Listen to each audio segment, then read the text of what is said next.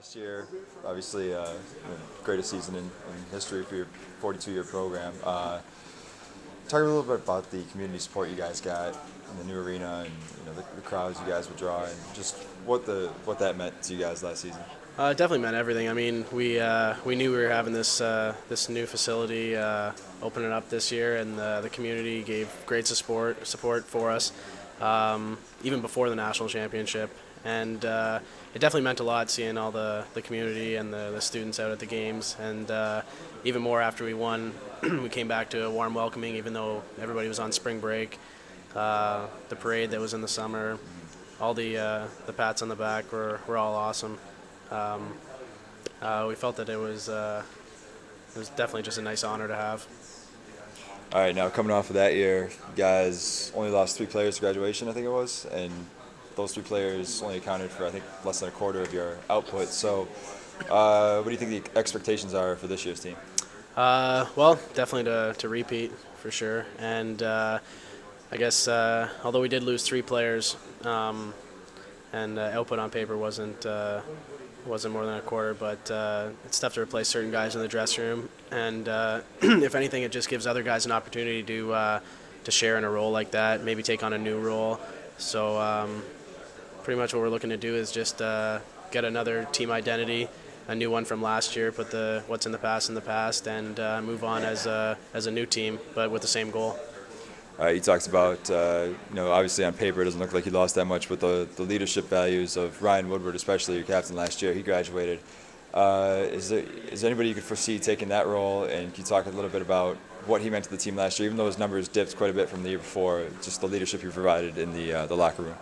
Yeah, Ryan's his numbers took a back seat last year as we just took on the leadership role. He was overseeing everything, and I think this year we got like a 1-2 punch going on with Tony and CJ coming in as captains. They both bring very example-like roles to our team, more showing than talk. And also with Kyle McCutcheon as a junior on defense, he's kind of the leader when it comes to defensive roles. He carries himself very well on and off the ice, and I just think that all 3 of them together will make a very good leadership package. Now, winning the national championship last year, did that kind of overshadow the fact that you guys didn't win the SUNYAC in the postseason and lost to Plattsburgh, or do you still kind of have a chip on your shoulder about that? We definitely have a chip on our shoulder. We got a chip on our shoulder about pretty much every little thing there was. Not winning in Cortland the past 2 years, losing to Plattsburgh at home during our own whiteout night. There's just so many things that we want to vindicate from last year, but winning a national championship definitely kind of overshadowed everything. But we still have everything in mind. We still got we're taking it one game at a time, like we always do, working at the little things.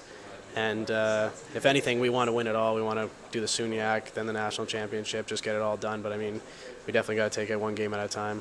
How about you personally? You have a chip on your shoulder about not winning the SUNYAC MVP last year. Oh yeah, no, I'll definitely I'll play with a little bit of a chip. I think our coaching staff might have even voted on purpose just to put that chip on my shoulder. But yeah, it leaves a bitter taste in your mouth. But if anything, I hope it just makes me play better, really, because when you do win it all and there's nobody giving you any chip on your shoulder, you kind of get complacent and don't play up to your potential. So if anything, it's just motivation. All right. Now this year you guys play. Last year I think the Plattsburgh game was a lot later in the season. This year it's like the 3rd game, I think, after that home and home with Elmira. Do you think that could benefit or hurt you guys having it so early? It'll be a nice change of pace. We do have we got 4 tough games right off the bat. We double up with Elmira and then Potsdam Plattsburgh. I think if anything, having it so early, maybe we'll get the hype out of the way, and we'll just be able to carry on with our season without having to worry about that at the end of the year as being such a big deal. It happened right at the end of the year last year, and I think after that loss to Utica, just Plattsburgh coming in, they just took the wind right out of our sails, and I think that was a key contribution to us losing the SUNYACs as well.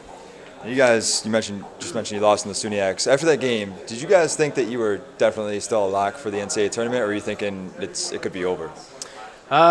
We thought we were locked just because of our record. Just mathematically, it made sense for us to be in, but stranger things have happened. I mean, our freshman year, all we needed was that win against Cortland, and we would have been in. But we felt that we had a pretty good shot, and if everything fell into place like it should, then there should be no problem. And we did everything all season long to earn that bid, and there was no reason for us to have any doubt, really. All right, great. Thanks a lot. See you in your cool microphone.